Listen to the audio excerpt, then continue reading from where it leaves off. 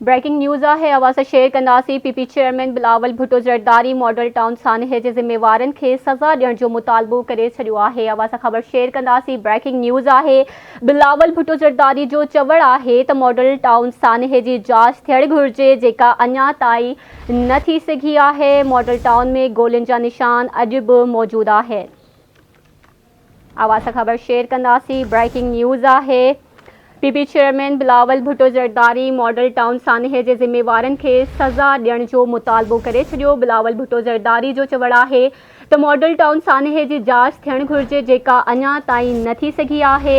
Model town में गोलियुनि जा निशान अॼु बि मौजूदु आहिनि।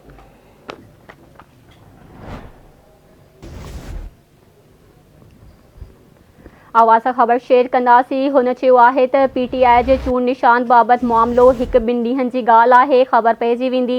पीपी चेयरमैन वधीक चयो आहे त पीपी अवाम जी ख़िदमत ते यकीन रखे थी। असांजी पहिरीं तरजीह अवाम जी भलाई आहे। पाकिस्तान जो पुरअमन चेहरो दुनिया जे साम्हूं आणींदासीं। आवाज़ खे अपडेट ॾेई रहिया आहियूं। ब्रेकिंग न्यूज़ आहे पीपी चेयरमैन बिलावल भुट्टो ज़रदारी मॉडल टाउन सानहे जे ज़िम्मेवारनि खे सज़ा ॾियण जो मुतालबो करे छॾियो।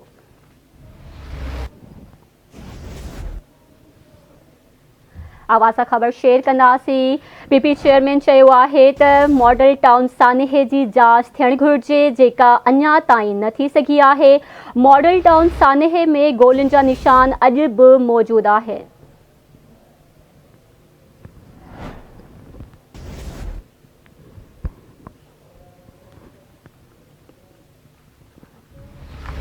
आवाज़ खे अपडेट ॾेई रहिया आहियूं। पीपी चेयरमैन बिलावल भुट्टो ज़रदारी मॉडल टाउन सानहे जे ज़िम्मेवारनि खे सज़ा ॾियण जो मुतालबो करे छॾियो।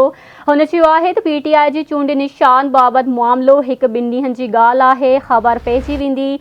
पीपी चेयरमैन चयो त पीपी अवाम जी ख़िदमत ते यकीन रखे थी। असांजी पहिरीं तरजीह अवाम जी भलाई आहे।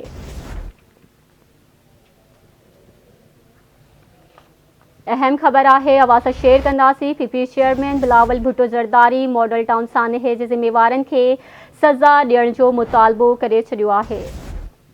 आवाज़ खे अपडेट ॾेई रहिया आहियूं। बिलावल भुट्टो ज़रदारी जो चवणु आहे त मॉडल टाउन सानहे जी जांच थियणु घुरिजे जेका अञा ताईं न थी सघी आहे।